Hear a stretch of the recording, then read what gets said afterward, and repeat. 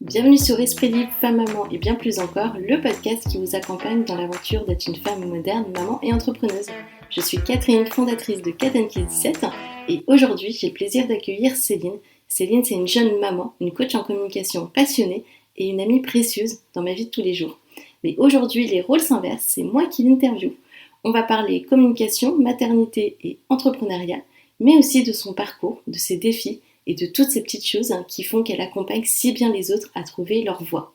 Prête à plonger avec moi dans une conversation authentique et inspirante, c'est parti. Bonjour Céline. Bonjour Catherine. Je suis très heureuse de te faire une petite interview, parce que d'habitude c'est toi qui me fais des interviews. Donc là ça change. C'est l'arroseur arrosé. Ouais, c'est ça, ma petite poète. Est-ce que tu peux te présenter pour les auditeurs qui ne te connaissent pas autant que moi je te connais? Ok, en dehors d'être la copine de Kat, C'est ça. à certains instants, je suis Céline, j'ai fondé l'agence Moodboard, qui est une agence de communication et de bien-être. Mon fer de lance à moi, c'est d'essayer de développer les activités des entrepreneurs, d'essayer et de réussir tant qu'à faire, Oui. et de les aider à rayonner qui ils sont à partir de leur personnalité. C'est ça ma motivation du moment. Et tu le fais très bien.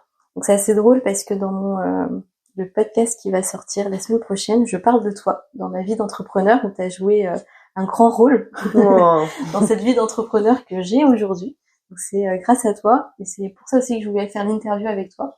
Pour plusieurs podcasts, je parle de toi. Donc, je me dis c'est bien de parler de quelqu'un, mais de savoir qui elle est exactement et Trop chouchou. qui peut parler de soi mieux que toi. Donc ça tombe vraiment bien. Est-ce que on va parler un peu de ta vie de maman. Ouais. Quelles sont les plus grandes joies, les plus grandes difficultés que tu rencontres en tant que jeune maman? Jeune maman, mais pas encore entrepreneur. On parle que de la maman. Ouais, que de la maman. Pour Ok. l'instant, t'es vraiment très jeune maman. Eh ben, je suis très jeune maman. Donc oui, j'ai pas tant de recul que ça, puisque mon petit a 6 mois à peu près, et voilà, histoire de donner des petites clés. Mes grandes joies, c'est l'émerveillement, en fait. J'ai l'impression que c'est un quotidien qui change tous les jours, voire même toutes les heures, je cligne des yeux, je me dis, waouh, c'est si long poussé. Ouais, c'est moi qui ai créé ce petit être. Alors ouais, il y a un peu de ça aussi, une petite fierté, c'est sûr. Et puis vraiment, je crois que j'ai jamais été autant dans l'instant présent, à tremper dans cet émerveillement. Si la nature me le faisait un petit peu les années passées quand je regardais pousser les petits semis, Oui. sauf que là c'est mon semis à moi qui pousse, et donc c'est hyper attendrissant. J'ai envie de dire, voilà, j'ai le cœur rempli de tendresse depuis 6 mois. Les difficultés, ce serait peut-être plus que tout change tout le temps, et donc l'impermanence est à la fois rigolote, mais me demande à m'ajuster au quotidien. Je suis pas une grosse pro du contrôle, donc ça va, j'accepte de me laisser bercer et d'improviser, mais quand même, il y a des fois où on se dit je ne sais pas où ça va aujourd'hui. Surprise. Voilà. Donc c'est un peu l'aventure, voilà. Grande aventure pour toi. La plus belle, j'imagine. Enfin, en tout cas, je me doutais qu'elle serait belle, mais je me dis waouh. Quand même, quelle chance d'avoir pu être maman dans cette vie-là. On s'en rend pas compte jusqu'à temps qu'ils naissent. On se rend pas compte de l'amour qu'on va leur porter. Ouais. Et aussi ce côté joyeux que ça nous apporte. Oui, et j'ose penser aussi que ma créativité, qui était déjà pas dormante avant lui, va être décuplée. C'est-à-dire que j'ai eu un espace un peu pendant ma grossesse, puis même là en début, un peu où mon terreau était un peu plus endormi. Normal, j'étais consacrée sur autre chose, mais là je sens le printemps revient aussi et je sens que la créativité se décuple. Soleil. Ah ouais, et moi ça me donne 1000 idées minutes là, c'est reparti. Ça y est, t'es reparti. Je suis pleine balle. Le bord est de retour après un petit congé. Et regarde, le destin me promet tout. C'est ce que la carte dit. Mais c'est sûr, de toute façon, encore plein de choses. En plus, on est en année 9 en numérologie, donc ça marche. On est dans le bon. Ah oui, c'est vrai, tu adores aussi la numérologie. Voilà, clin d'œil à ton podcast précédent. Mélanie, elle est pour toi et je sais qu'elle va l'écouter en plus. Trop chouette. Comment t'arrives à concilier les besoins de ton enfant avec les exigences de ton entreprise? Alors, pour l'instant, je dirais que c'est mon enfant qui gagne. Et c'est bien normal puisque je suis encore dans le balbutiement, j'ai l'impression de le découvrir encore lui. Plus je vais affiner un peu ma connaissance de lui-même, plus je pense que ça va me laisser des espaces nouveaux pour retravailler. J'ai pas vraiment 100% lâché le boulot puisque même à 2 mois, j'ai laissé Arsène pour aller travailler en Belgique. Donc voilà, j'ai commencé à reprendre des petits événements, mais quand même très à la marge, de manière homéopathique, on peut dire. Oui. Donc pour l'instant, si je te dis match Moodboard Arsène, c'est Arsène qui gagne. Et t'as dû réussir quand même à trouver maintenant des tips de maman. Donc, vu que t'es jeune maman, si là, demain, tu rencontres une jeune maman qui a mis au monde son enfant hier, Ouais. ce serait quoi l'astuce pour optimiser son temps à elle? Optimiser son temps, c'est pas si facile, c'est se dire être capable. Ça, c'est une vraie difficulté pour moi de débrancher immédiatement du moment où ton enfant dort, par exemple. C'est hop, j'ai une petite fenêtre de tir. Qu'est-ce que j'en fais? Donc, si t'es un peu une pro de la to-do list et que t'aimes bien tout savoir que t'as des tâches un petit peu besogneuses à faire, profiter des temps où il dort. Alors, soit pour dormir si toi-même t'es un petit peu fragmenté au niveau de ton rythme. Donc, revenir un peu à ta santé physique et mentale aussi. Oui. Si ton navire à toi il coule pas déjà, tu vas pouvoir être mieux après pour ta famille. Mais ça voilà. Dans un premier temps, c'est peut-être dors pendant que bébé dort. Si tenté, ça peut être un premier conseil pour les débuts. Et après, ne pas trop t'en demander non plus, parce que réalistement, je pense qu'on veut avoir le défi de faire comme avant, alors que rien n'est plus comme avant. Donc, Et toi, au début, t'as essayé de faire comme avant ou tu t'attendais pas Non, j'ai pas essayé de faire comme avant. Je me suis laissée submerger d'amour. J'ai eu beaucoup de chance parce que j'ai eu un coparent très présent aussi les 3 premiers mois, et ça me semble évident et super chouette qu'on ait pu le faire comme ça. Mais je sais que pour bon nombre de familles, c'est pas possible. Nous, on était 2 freelances, donc on s'est permis aussi d'avoir l'été dédié à rencontrer ce petit être qui allait métamorphoser notre famille. Et ça, je pense que c'est une vraie chance aussi, voilà, de s'être laissé le temps de pouvoir être soutenu, accompagné. Ça joue beaucoup, hein, le coparent. Ah ouais. C'est hyper important. Le coparent, puis après les autres membres de la famille. Ma maman est loin, mais elle s'est hyper impliquée. Elle est venue sur les 2-3 événements où j'ai dû partir. Elle a été là en renfort pour Arsène. Et je pense que je l'aurais pas laissé à n'importe qui, ce petit-là. Et t'as bien raison. Ouais. Et c'est vrai que tu te retrouves on a un peu une situation similaire où nos familles sont très loin. Sont géographiquement à 500 bornes. Toi, c'est vraiment très loin côté de Lyon. Ouais, Clermont-Lyon, ouais. Et comment tu l'as vécu, toi, au moment où t'as mis au monde ton fils?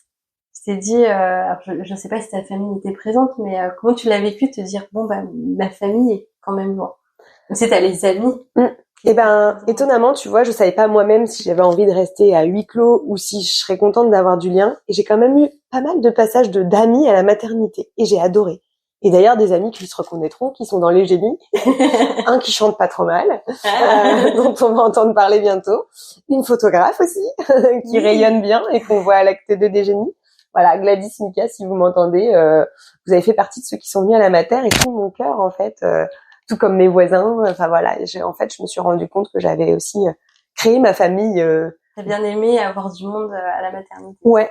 En fait, ça a été soutenant. Les matins, on était très à apprendre avec les sages-femmes, tout ce qu'il y avait à apprendre. Et les après-midi, on a reçu pas mal de monde chaque jour. Et moi, ça m'a donné de l'énergie. Oui, mais après, chaque femme est différente. Moi, j'étais très contente que ça soit qu'il y avait les règles Covid. Ah oui, donc t'étais au contraire en petit microcosme avec. Je pense que tu le sais, j'étais en tête à tête et ça me convenait mais très très bien. Après, c'est vraiment le retour où là, je me suis dit ma famille est loin. Là, ça a été un peu plus dur. Ouais. Mais le côté maternité, tête à tête avec ma fille, je l'ai hyper bien vécu. Ouais, c'est nourrissant aussi. Et je pense que ça dépend des personnes. On le sait, toi et moi tête à tête, très sociable. On a chacune nos petits sous-types. Bisous, Xavier. Comment tu gères les moments de doute ou de fatigue? Parce qu'on en a tous en tant que parents. Alors, je sais pas si on en a tous. Si, bien sûr que si. De la fatigue, je peux en avoir. Des doutes, pas trop. Parce que je crois qu'en fait, déjà, j'ai besoin de souligner un truc. C'est que j'ai énormément de personnes qui m'ont écrit quand j'étais enceinte, tu vas être une super maman. Ça peut être bête, mais ça a fait du bien de le lire et de l'entendre. Et peut-être que ça m'a un peu auto-persuadée que, ouais, ok, j'allais m'en sortir. J'ai pas trop douté à l'idée de pas être une maman qui ferait de son mieux, en tout cas. Et j'avoue que de ce côté-là, je me remets pas trop en question. Je suis un peu zélée, je suis même un peu maman bonne élève, qui essaye au maximum de... Récemment, là, je me suis dit, quand même, il a 6 mois, tu peux peut-être commencer à te lâcher la grappe un petit peu. Mais ce que j'avoue que je suis très sensible à ses rythmes. Voilà, je suis très attentive, très maman attentionnée. Alors moi, je te connais, mais les personnes qui te connaissent pas, faut savoir quand même que tu as une expérience d'animatrice de... Aussi. 10 ans? 20 avec des enfants. Pour moi. Ouais, clairement, je me suis aussi pas mal, on va dire, prise en amour pour les enfants des autres pendant longtemps. Donc c'est vrai que c'est peut-être moins difficile de s'intéresser à tout ce qui est clé d'apprentissage. Il y a plusieurs aussi ressources que j'ai aimées, tu vois, des livres, des podcasts. Enceinte, j'ai écouté beaucoup. Elle a fait un livre qui s'appelle Merveilleuse et c'est Naissance d'une maman. Oh, j'ai adoré, ça m'a beaucoup enveloppée de douceur pendant la grossesse. Après, il y a la BD de Lucille Gomez sur la naissance aussi qui m'a fait mourir de rire, qui est très décalée, mais très décalée. Voilà, un petit peu corrosive. Il y a un chat noir un peu qui a un humour de dingue dans la BD. Ça m'a aidé à passer le cap, dirons-nous. Ça, c'est pour celles qui vont bientôt accoucher si elles ont besoin de ressources. Tout va bien se passer, mais c'est bien de lire en amont. Ouais, c'est bien de se préparer un petit peu aussi au possible, en fait. Mais toi, ouais, comme nous, en fait, je pense que notre expérience avec les enfants, quand je suis devenue maman, c'est vrai que je me dis, j'ai pensé assez vite, je dis, mais les mamans qui n'ont jamais travaillé avec les enfants, peu importe la structure. Bah, toi, t'avais de la fibre aussi pour ça, ouais. Comment elles font? Parce que même moi, j'étais dépassée à certains moments. Je dis, mais comment elles font quand on n'a aucune expérience? Et je pense que c'est vraiment un plus, soit animatrice ou nounou, peu importe. Après, moi, j'étais très spécialisée 3-18. Donc, les tout petits, je connaissais pas beaucoup quand même. Tu vois, je suis encore à tâtons et c'est pour ça que je dis que je suis une apprentie maman parce que je pense que, par contre, Arsène me montre vraiment le chemin et je sens que j'ai un guide pilote qui sait quand c'est l'heure du lait, qui m'aide tellement bien, en fait, à devenir une maman, en fait. C'est des guides, hein, on le dit souvent. On va parler un peu de ta vie pro. Ouais. Comment tu fais pour déconnecter du travail quand t'es avec ton enfant? Et comment Moodboard peut t'aider aussi avec ton enfant? Est-ce que tu penses qu'il y a un lien avec ton entreprise, dans l'évolution que ça prend? Alors, les deux questions sont super intéressantes. Alors, je vais essayer de répondre en A et en B. Comment je fais? Alors, en fait, quand je suis avec Arsène, encore une fois, il y a que Arsène qui compte. Donc, je n'ai pas l'impression que c'est si dur de déconnecter. J'ai des petites clés symboliques, tu vois. Là, par exemple, avec toi, en dehors du micro, j'ai une broche et des boucles d'oreilles. Quand je suis avec Arsène, j'ai plus jamais d'artifice. Puisque de toute façon, il me décrocherait tout, qui pourrait se faire mal. Donc, en fait, déjà, si je suis un tout petit peu apprêtée, c'est que peut-être je suis un peu dans la team boulot. Si je reviens 100% nature, habillée en coton, avec des matières hyper velours simples, je suis avec Arsène, tu vois. Ça peut m'aider déjà à switcher un petit peu. C'est le petit type, c'est pas mal, ça. Tu vois, j'enlève ma broche, je suis plus au boulot. En fait, les broches, c'est vrai que c'est très moodboard. C'est épingler son humeur au quotidien. Donc, moi, je trouve qu'aujourd'hui, ça fait partie de mes outils de travail. Comme certains enfileraient leur blouse ou leur uniforme, bah moi, c'est ma petite broche ou mon petit rouge à lèvres. Ça va être associé un peu à la partie travail et la partie sans Arsène, elle est un petit peu plus nude, on va dire. C'est génial ce petit tip, j'avais jamais pensé. Après, ta deuxième question, c'était plutôt sur, rappelle-moi. Moodboard. Moi et Moodboard, bah évidemment que la naissance d'Arsène, ça va fertiliser des nouvelles idées. Il y en a déjà. Ça me crée aussi une nouvelle gestion des priorités. Donc je pense que je vais être légèrement plus efficace. Avant, j'étais une personne très disponible. Maintenant, je vais devenir une personne efficace. La différence, bah, c'est le curseur que je vais mettre dans l'énergie que je mets dans le monde extérieur, le temps passé avec les gens. Voilà, je suis obligée en fait. Ça... Parce que t'as 5 ans d'entreprise maintenant. Ouais. Là, ça j'arrive à ma sixième tranquillement. Bonne expérience d'entrepreneuse. Est-ce que tu aurais un tips pour les entrepreneurs là qui décollent? Donc qui veulent se... Là, qui sont pas forcément mamans, juste qui sont en lancement. Ouais. Sont en lancement. J'ai bien aimé le tips que Sylvain a partagé hier, lui aussi. Je l'ai vu dans la story de la rando positive. C'était entourez-vous. Parce que en fait, déjà, je pense que personne peut faire vraiment cavalier seul. Bien sûr que vous pouvez avoir une idée pépite qui n'appartient qu'à vous et que vous voulez la conceptualiser, mais entourez-vous de gens qui auraient des ressources et des capacités différentes des vôtres. Du style, avoir une copine planificateur qui aime bien aller dans le futur et qui peut un peu questionner votre vision. Avoir une copine hyper créative qui va vous aider dans l'imaginaire ou dans la formulation de vos mots pour vous raconter. Avoir une copine douée de psychologie humaine parce qu'elle va savoir un petit peu quelles sont vos cibles et vos clients. Voilà, j'irai un peu là-dessus, tu vois, copine ou copain, hein, mais s'entourer. Pour les mamans entrepreneuses. Pour les mamans entrepreneuses, faites la part des choses. Il y a probablement des temporalités dans lesquelles c'est pas votre entreprise qui gagnera. Moi, mon mois de janvier, mon fils était quand même pas mal malade et moi avec lui, c'est pas un mois où je me suis trop épanouie professionnellement. Est-ce que c'est grave? Non, simplement remettre à plus tard. Voilà. Il y a pire dans la vie, je pense. Mais oui, mais du coup, c'est se pardonner aussi ça. Tu vas ne pas se mettre on va pas se mettre une étiquette culpabilité pro en plus de la culpabilité maternelle. Sinon, on va finir en épuisement de double burn-out, aucun intérêt. Même si nous sommes super doués les mamans pour se culpabiliser nous-mêmes. Ouais, déjà. Je sais que ça là-dessus, t'avais beaucoup parlé de ce chemin, qui me parlait moins avant d'être maman et qui me parle plus maintenant. On peut se culpabiliser sans l'aide de personne et sans la société aussi. Oui. Et là, tu disais, je reviens sur ce que tu as dit, prendre une copine qui est créative, une autre planificateuse, tout ça. Et les génies, c'est un peu ça quand même. Les génies, c'est complètement ça. Si on a envie de chercher... si on veut trouver dans une communauté des gens à la fois qui vont se reconnaître par le cœur, parce que je pense que j'ai beaucoup de teams hypersensibles, beaucoup de teams qui aiment les gens, mais qui savent pas toujours comment aller vers, et beaucoup de teams, j'aimerais bien assumer plus ma singularité et ma couleur dans le monde, mais pareil, j'ose pas toujours. Donc en fait, vous allez vous connecter à des gens qui ont envie d'être dans leur audace. Moi, je pense que c'est ce qu'on m'a souvent dit, que j'étais un antidote à la censure, dans le sens où moi, j'osais me permettre et que ça donnait envie aux autres de faire de même. Bah, c'est ça, c'est porter sa couleur au monde et oser être sa propre signature. On est tous une marque personnelle, en fait. Aujourd'hui, tu dirais les génies. Ça, c'est une question pour moi. Je me pose la question. Est-ce que tu saurais me dire en chiffres combien de génies? Ouais, j'en ai formé, tu veux dire, ou qui sont passés qui sont passés au génie Tacom. Eh bien, de toute façon, j'ai à peu près les chiffres. En collectif, on est au-dessus de 200. On est entre 200 et 230 et quasiment autant en individuel, qui sont des fois les mêmes et des fois pas, puisque j'en ai que j'ai accompagné en visio, à distance. Donc ouais, j'ai là, de toute façon, dans mon fichier mail client, et je suis pas parfaite puisque j'en ai loupé plein au début, mais j'ai à peu près 400 adresses mail, tu vois. Donc ça te donne une idée des clients que j'ai pu avoir. C'est génial ce que tu as fait de moodboard. Moi, j'ai toujours l'image du premier génie de Tacom. J'ai eu la chance de faire partie. T'étais dans les débuts, des murs génie de Tacom, le premier génie. Ouais. Je me souviens, on n'était pas nombreux. Bah non. C'était vraiment sympa. Et ouais. Il est aussi au début. Il a bien fallu démarrer. L'évolution aujourd'hui, quand je reviens au génie en tant que redoublante. La fierté. La fierté. Mais je suis... C'est un endroit où on redouble et ça fait jamais mal. Je suis très fière d'avoir participé au premier génie. Ça, c'est vraiment le petit plus. Moi, j'aime bien dire, j'ai fait le premier génie. T'étais dans la genèse. Exact. Et j'aime aussi les autres génies. Et c'est vrai que t'as une belle évolution. Je pense que t'es une entrepreneuse qui mérite d'être vue parce que t'as une belle évolution de ton entreprise. C'est quand même merci pour ton regard doux porté sur mon travail. que t'as hyper bien géré. Et même encore aujourd'hui, en tant que maman, donc je me dis, mais elle arrive quand même à poster, elle arrive à garder cette joie de moodboard. On sent que ça a changé. Ça va se modifier forcément. Il y a un côté très maternel qu'il n'y avait peut-être pas avant. Ouais. On me dit en ce moment que j'ai beaucoup de douceur, que j'ai l'air patiente et que moi je pense qu'énergétiquement je suis redescendue dans mon corps, tu vois, avec l'accouchement.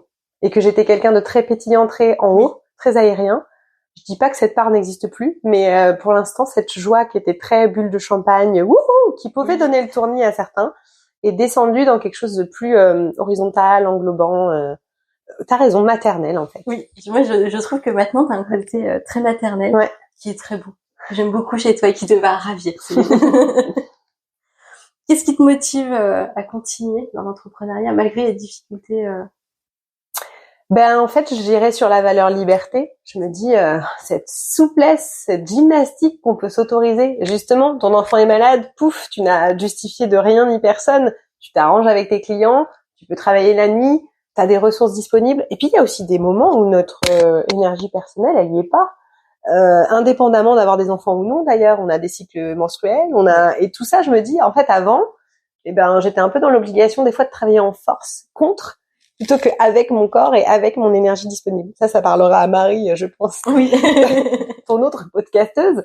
Parce que voilà, travailler avec le flux de son énergie et écouter son flow, ça, je peux le faire plus que jamais depuis l'entrepreneuriat. Rien que pour ça, j'ai envie de continuer. Ah, c'est ce qui te booste, peut-être. Ouais, parce que ça me rapproche de moi, en fait, tu vois. Ça me déconnecte pas de moi, ça me rapproche de moi, de pouvoir travailler dans le sens du vent. Je vois mes petites chatonnes que j'adore. Tiens, elles hibernent. Tiens, là, on vient de passer le moment du solstice, là où ça y est, ça se réinverse, il y a plus, les journées rallongent. Et leur énergie aussi, elles ressortent, elles chassent, et je me dis, tiens, c'est le moment, moi aussi, de ressortir de terre, ma créativité. C'est quoi ton plus beau souvenir avec ton enfant? J'en ai déjà beaucoup, au compteur. Alors qu'on est... T'interpelle. Là, j'en ai un très fort qui est... je vais pleurer en le racontant. c'est en fait quand on est rentré de la maternité, je revois mon amoureux du coup qui veut mettre Arsène dans sa chambre pour lui montrer. Et moi je lui dis en rigolant, attends, il a pas fait la visite de toute la maison, comme si c'était important pour moi qu'il ait vraiment senti son environnement. Et en dehors de la maison, je l'ai pris contre moi et je l'ai emmené au jardin. Et en fait au jardin on a un panneau il fait toujours beau au-dessus des nuages, qui est le début de la chanson de Zao de Sagazan. Je me revois lui chanter cette chanson en me disant ça y est, j'ai un enfant, la vie était en moi et la vie maintenant est avec moi, à côté de moi. On est toujours une créature à deux cœurs parce que t'es collé serré avec moi, mais en fait j'ai eu un moment d'émotion mais dingue où je suis revenue en larmes du jardin. Et là du coup mon amoureux pris de panique, c'est le postpartum qui commence. Et je dis ça en rigolant, mais en fait non, je lui ai dit je crois que j'ai jamais été aussi heureuse à cet instant. Et je me revois avec une bouffée d'amour, ouais, les hormones probablement. Ça me rappelle mon moment à la maternité. Je me suis retrouvée toute seule parce que du coup Nina c'était en pleine saison, donc Sylvain fallait qu'il travaille. Et oui. Et je me retrouve seule avec elle et pareil je me mets à pleurer. Donc j'ai ma fille dans les bras et je me dis ça y est, je suis une maman. Ouais, il y a eu un truc de j'ai le déclic. C'était assez fou et je me souviens la sage-femme est venue, elle me dit mais ça va, tout va bien. Je dis oui, tout va bien et je lui dis non, je suis heureuse. Ouais, je suis heureuse. Ouais, il y avait un truc de simplicité et de beauté du moment. Malgré qu'on était dans une chambre qui faisait hyper chaud, c'était un été très chaud. Et je me souviens, mais on était que toutes les deux. J'étais vraiment en postpartum, je venais d'accoucher, donc j'avais vraiment le truc, je l'allaitais, c'était n'importe quoi, j'étais pas fringuée, j'avais pas pris ma douche de la journée, le truc. Bah ouais, mais ça suffisait à ton bonheur. Ouais, en dehors de tout ce matériel. C'est ça qui est beau. Tu vois, je me suis dit, ce moment, je m'en rappellerai toute ma vie. Et je sais que c'est vrai. Même si un jour j'ai la mémoire défaillante, j'ose espérer que ce moment tu le gardes à vie. Ouais, il soit dans mes cellules. Si tu pouvais donner un conseil à ta toi d'il y a 5 ans, ça serait quoi? Et ben il y a 5 ans, je lançais déjà j'avais posé mon numéro ciré et j'attendais que la vie peut-être soit de mon côté. Et ben tu vois, j'aurais envie de lui dire cette phrase que j'ai tirée aujourd'hui un peu. Le destin prometteur. Ouais, le destin va être beau, prometteur, il n'en tient qu'à toi d'être acteur de cette vie professionnelle et personnelle en fait, tu l'as choisi. Bien sûr que chaque choix va avoir une conséquence diamétralement opposée peut-être à ce que tu avais prévu. Donc rester en résonance avec les opportunités, rester ouvert aux connexions et aux gens parce que je crois franchement que ouais, on est sur cette terre pour pas faire cavalier seul. Pour moi, on est des animaux sociaux et donc on va petit à petit aller vers un monde plus beau, plus doux, qui nous ressemble. Mais pour ça, il faut s'entourer des bonnes personnes. Cool. Tu peux nous faire un petit point sur les génies des dates? Je les ai plus. Ouais. Eh ben écoute, ça dépend quand sort ce podcast, mais en vrai, si sous peu là, février-mars, tu vois, on a 2 dates qui arrivent pour ça sera le 11 mars pour l'acte 3 des Génies de ta com. Et je peux déjà te dire en avant-première qu'il y aura l'agence matrimoniale de talent numéro 3 qui va être le 1er mai 2025. D'accord. Donc là, ouvert à tous les génies déjà génifiés depuis longtemps qui ont envie de continuer de réseauter, on va se faire une journée festive. Et un mot pour finir, pour décrire Moodboard. Punch, parce que c'est le retour. Génial. Merci beaucoup Céline. Merci à toi. Et puis à bientôt. Et voilà, c'est déjà la fin de cet épisode. Un immense merci à Céline pour ce beau moment de partage. On a parlé communication, maternité, entrepreneuriat, mais surtout de trouver sa voie et oser être soi-même. Si cet épisode vous a inspiré, pensez à le partager autour de vous. Et pour continuer la discussion, retrouvez-moi sur Instagram KatandKiss17 et rappelez-vous que ce soit dans l'entrepreneuriat, dans la parentalité ou dans la vie, la communication c'est avant tout une histoire de connexion et d'authenticité. Prenez soin de vous, osez vous exprimer et à très vite pour un nouvel épisode d'Esprit Libre.